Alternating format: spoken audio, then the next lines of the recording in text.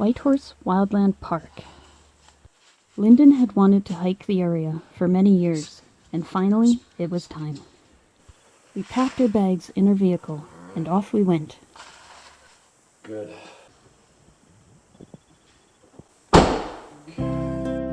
Whenever I mentioned I was going to Whitehorse, most people assumed I meant the city in the Yukon.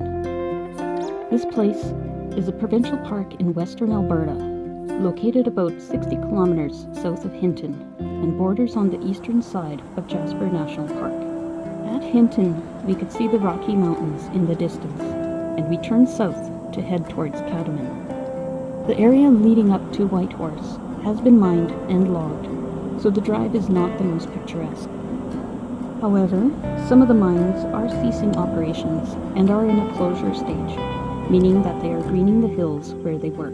That being said, we saw 2 grizzly bears as we drove to Catamount, a mother and her cub.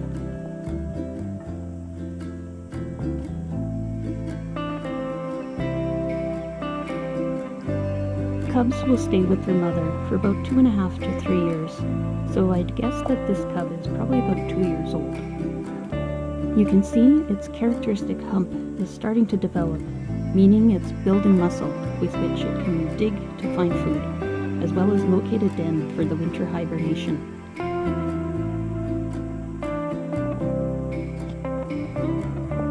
These 2 bears were quite relaxed and grazed on the abundant vegetation.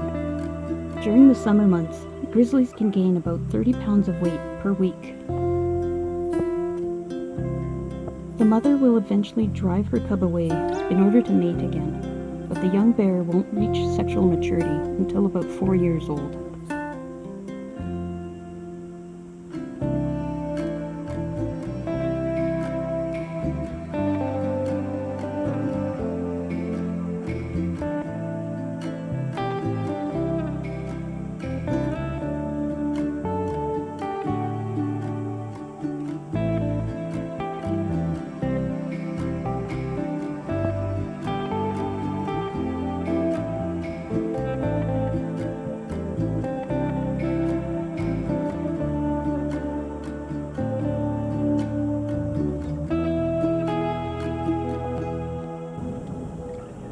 We continued on, and as we got closer to the Wildlands, the tunnels got smaller.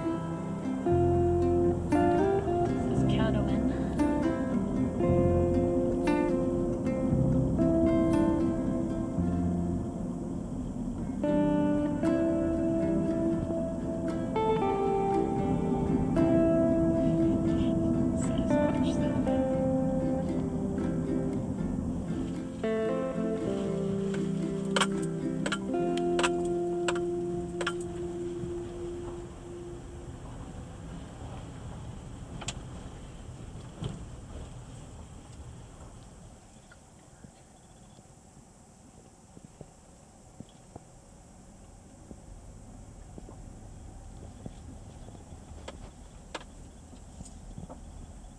We parked our vehicle and prepared to begin our adventure.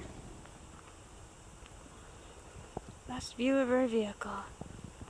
See you in a day or 2.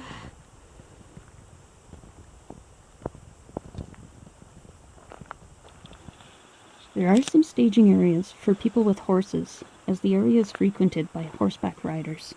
At the trailhead, we took a quick view of the map and we're ready to go. Currently we are, get myself organized, right in here, and we're going to go all the way up over to there, and then back.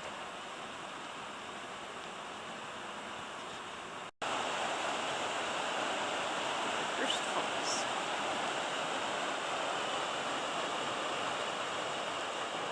We visited near the end of July, so there were lots of wildflowers. This one is mountain larkspur and is highly toxic.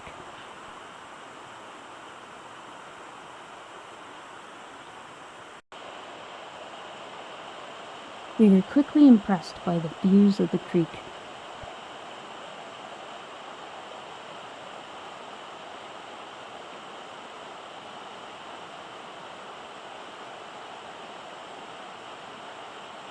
We took a moment to look back where we had walked. Here you can see layers and layers of rock covered with moss and lichen.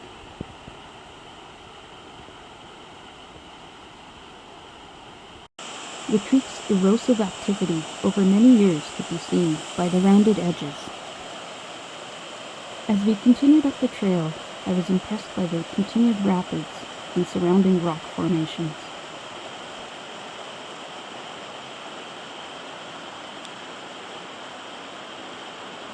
The trail is somewhat easy in terms of being an almost straight line following the creek valley. It also is well marked with signposts at major intersections and blazes when trekking through some deeper forested areas. Because of the horses, the trail has a lot of areas with poop to be mindful of, along with the rocks. Later on, we would encounter some other challenges. As we followed the trail, we could see some of the mountains marking our destination in the distance. Significant sign. So the upper Whitehorse, over that way for the horses, and then lower Whitehorse for people without horses.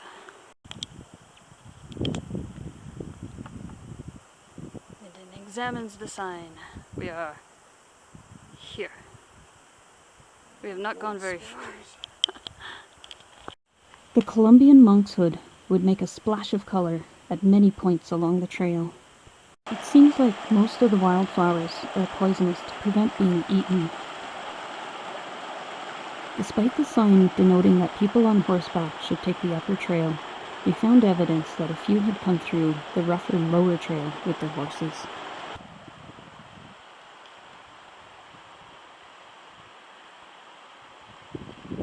The shrubby cinquefoil is in the rose family and is quite hardy. It's also grown as an ornamental plant. The trail headed up a small ridge, and a few gusts of wind channeled by the valley provided some much-needed relief. The Whitehorse area contains the Cardinal Divide, a ridge that separates two major watersheds. To the south is the North Saskatchewan River, which had featured in my previous video about the Siffler Falls, and to the north is the Athabasca River, which cuts through Jasper National Park, and will feature in a future video. So there's forks, so we're pretty sure that here's my finger, there we go. That is Drummond Creek, and then this is Whitehorse Creek, so we'll continue along Whitehorse. But you can see Drummond Creek just kind of slices right through that, through the cliff there. So here's the formal split off. I was pleased to see some white paintbrushes. In addition to the red ones, it seems the two species can produce all sorts of shades in between. As I attempted to identify the paintbrushes afterwards, I found there was a lot more species than I had ever realized. So it was actually quite difficult to try to identify them afterwards. I am not sure what this yellow flower is, but it looks like one of the arnica species. But it does seem a little bit deformed. That didn't seem to trouble this little fly, though. This sweet little flower is the pygmy gentian. It's so small, I had to hold the flower in my fingers to get the camera to focus on it.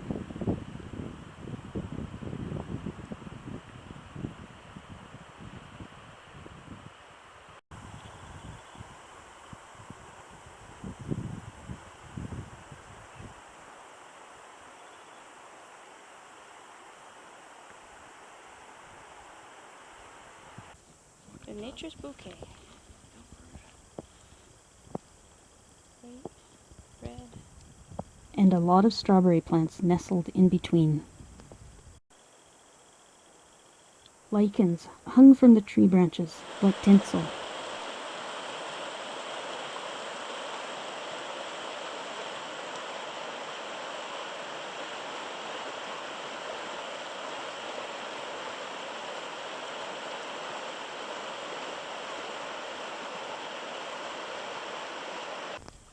Crossed a few dry stream beds, but this is our first actual stream bed. A little bit muddy. The muddiness here is quite mild compared to what we would encounter later.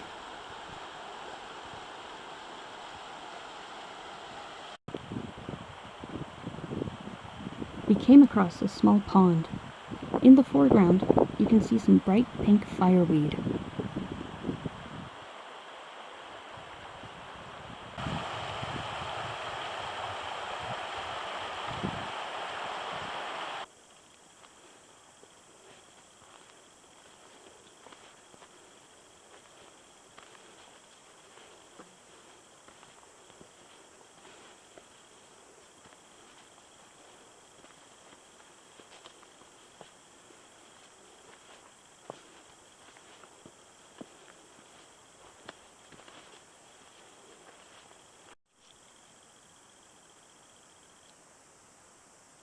We reached Trapper's Campground and checked out the facilities before continuing on, including the bear poles and an outdoor toilet with a view.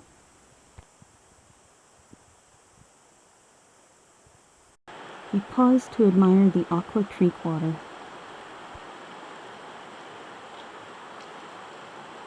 And took in a view of the mountains.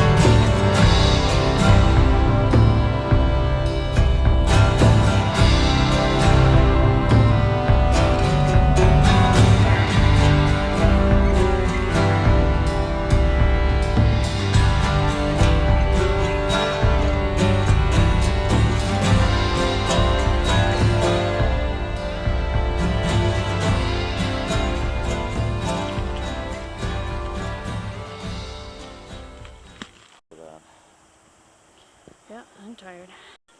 Finally, we reached Sawmill Campground. We located a grassy spot framed by some shrubs, and I took a moment to test out the area for any rocks or roots.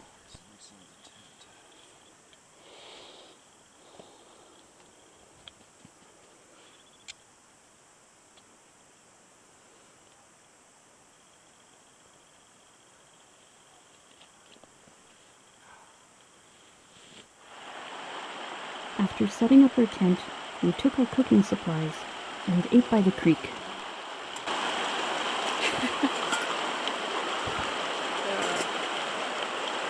Gearing up for supper. Some food with us. We can filter some water later. Water source.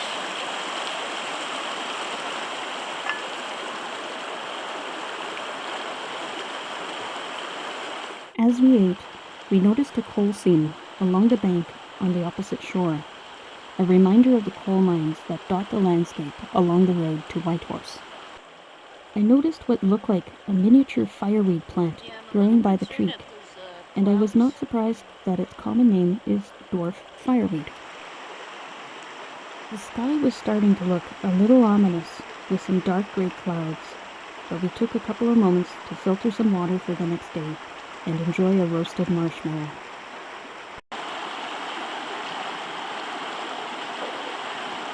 Toasted marshmallow.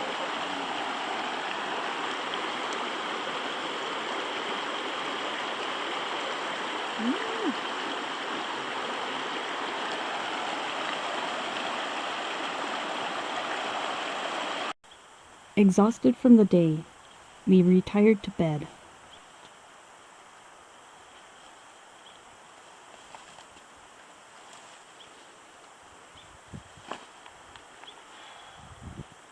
Fortunately, it didn't rain. The next morning, we awoke to a pastel sky. The sun rose over the distant mountain shortly after.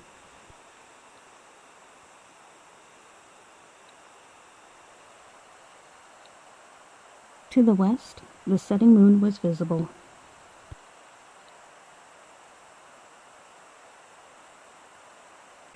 Neither of us had fully woken up yet, and in Lyndon's defense, the framework for this can be awkward to fight with.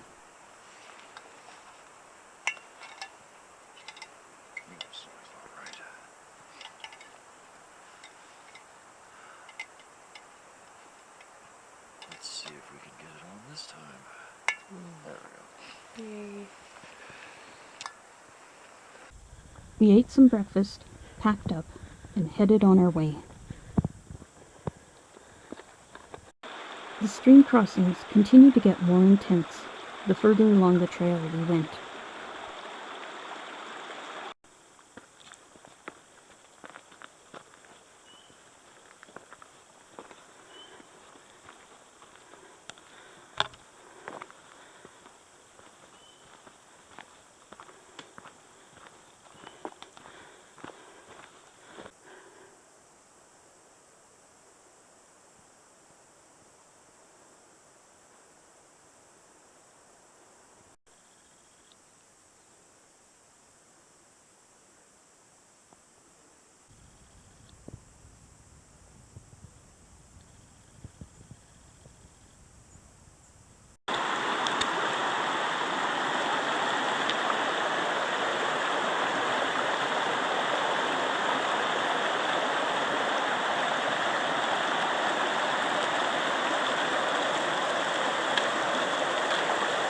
Let me give it a shot.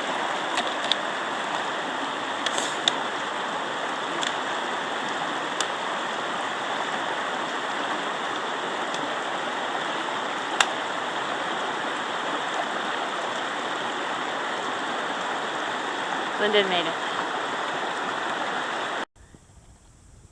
The once distant mountains now appeared closer, and details were visible.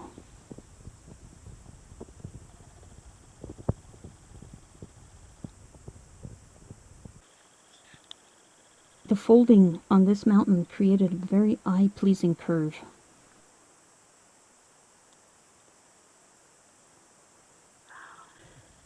Hey, Lyndon. How was the mud? Muddy. There you have it. Not only did the streams get more intense, but of course with the water means more mud. Yeah, it's monkey. It's weird, yeah.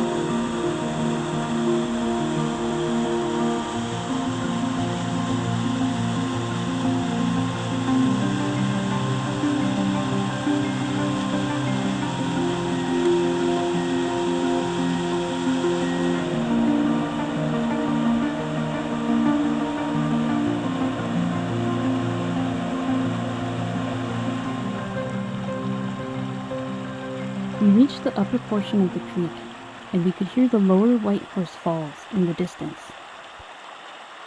This area has another small campground. We enjoyed a stop at the creek side and took a moment to take in the view.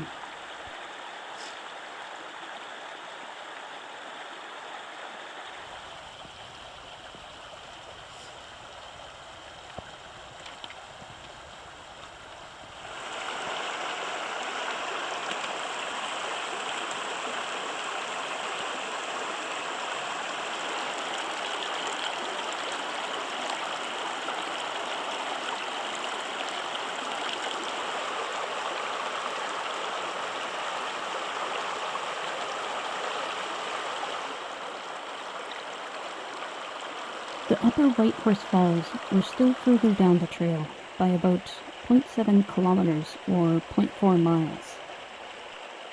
Although the trail was more of a flowing stream bed. It got so deep in some areas that we ended up following a side trail through the forest. On that trail, we encountered a bit of a blockade.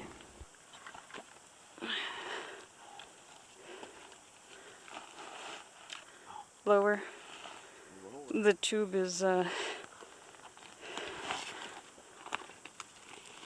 lower if you can. No. Okay. Am I clear? Yeah, you're clear now, I think. Just watch the bag on the way up, but mostly clear.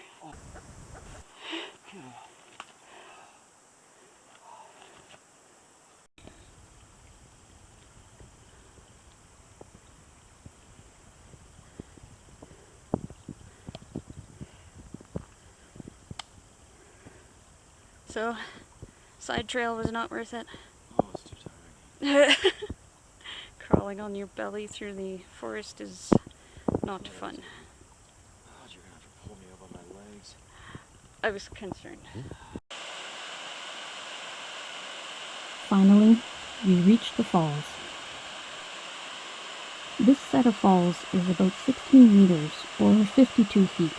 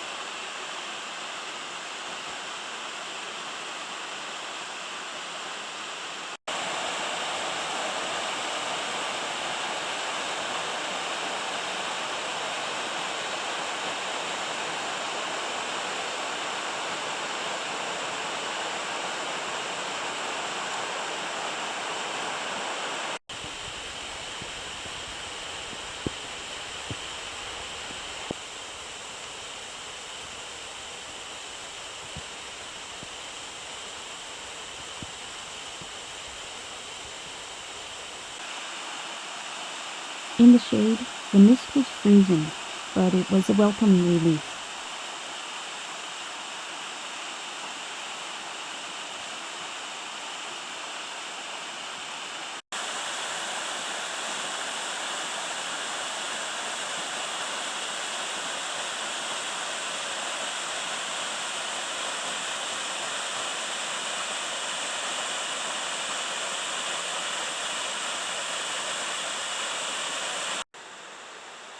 Someone, likely on horseback, had brought in some lawn chairs so you can sit back and admire the waterfalls comfortably, and camp there if you wanted.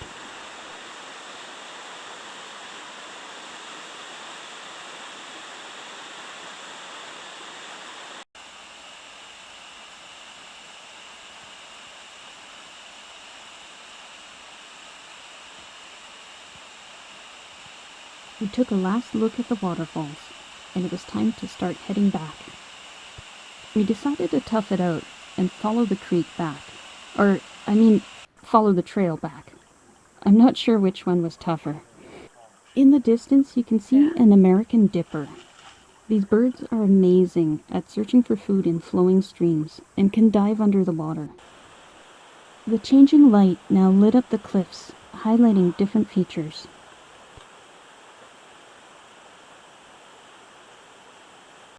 The mud was still there. Compared to following the stream earlier, though, this was pretty easy. Quick shot of the mud slogging we get to do.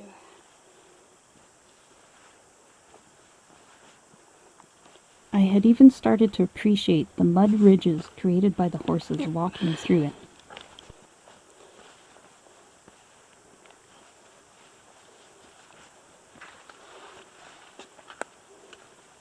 The pattern on this rock was intriguing.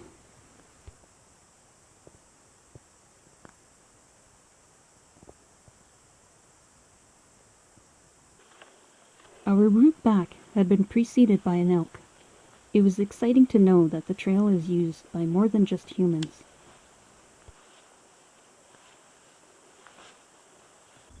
Later on, I spotted a spruce grouse, with his long neck stretched out to keep an eye on us. If you notice the grinding sound, that's actually my backpack.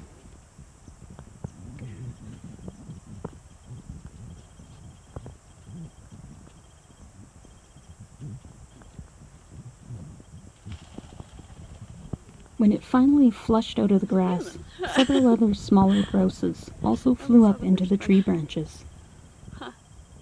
Judging by the considerable size difference, it looked like a female with her juvenile young. She continued to cluck and flash her tail to keep distracting our attention from her young.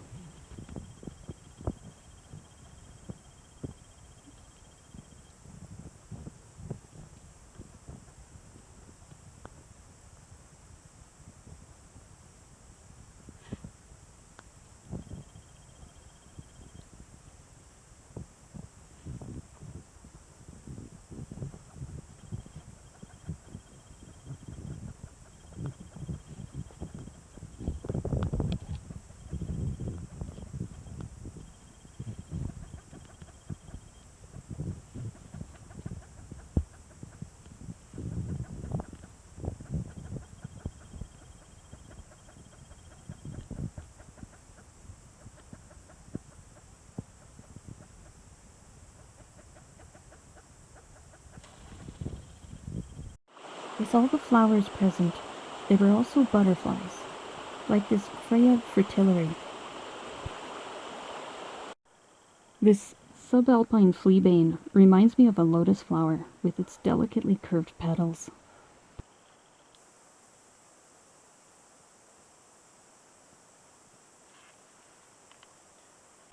We made it back to the trappers' campground. We set up camp and took a moment to rest before supper.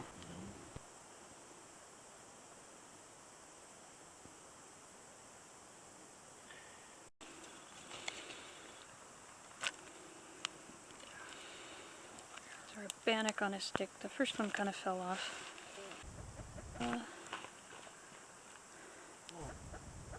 What?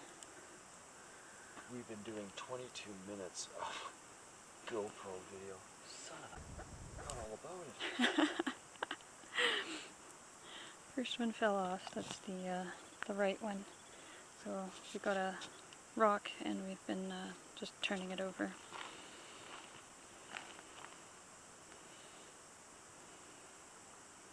They look like little baked potatoes. The bannock turned out pretty good, but I should have made the pieces a bit smaller or skinnier so they would have cooked more thoroughly. As it was, we kept eating the outer edges, so it was a bit of an ongoing feast. Strangely, the smoke seemed to attract some insects, one of which was this banded horntail.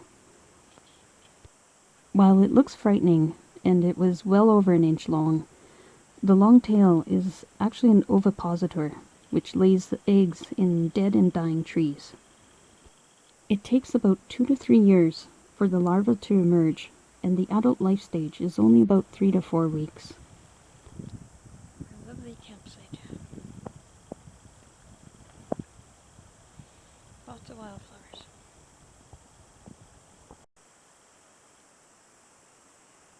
The sun continued to make its westward journey through the sky. Unfortunately, the stand of pine trees around the trappers' campsite had been attacked by pine beetles that have been slowly making their way eastward across Canada. Old, weak trees are more susceptible to attack. For now, the trees still stand and provide shade.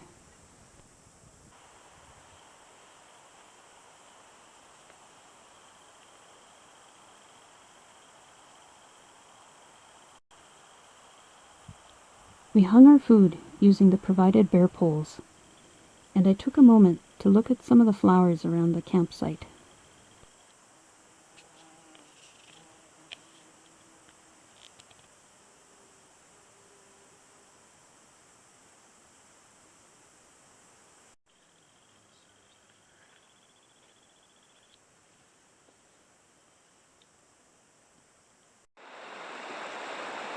The next morning, we went to the creek to filter some water. The night had been quite cold, and it was a bit hard to get up.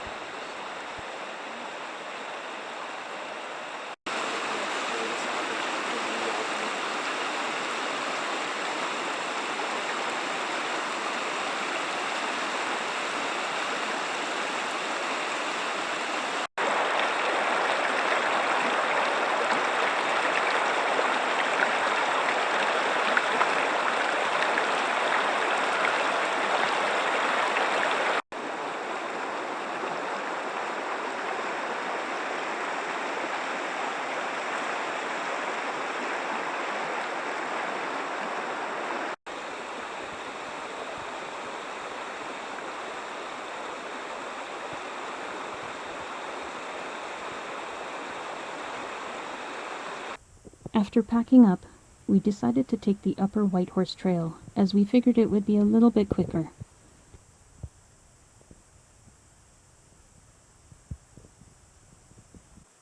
I spotted a pika among the rocks and heard it call out to another pika, but it was too far to get any good footage.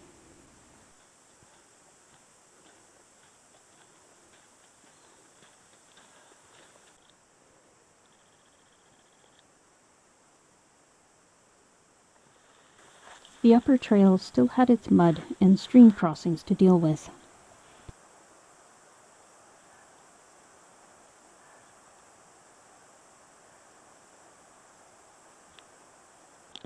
I wonder how much we'll end up flushing out. Yeah, I'm just gonna this time I'm gonna go for it. We spotted another spruce grouse along the trail. This time, Lyndon went ahead to flush it out.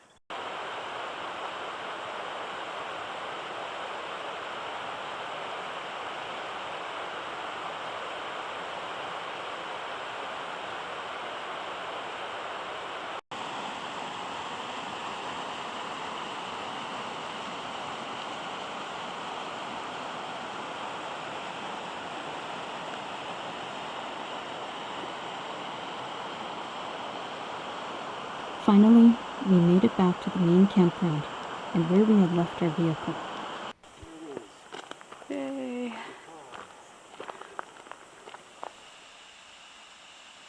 Overall, this hike was an amazing experience and wonderful to see such a pristine-looking area.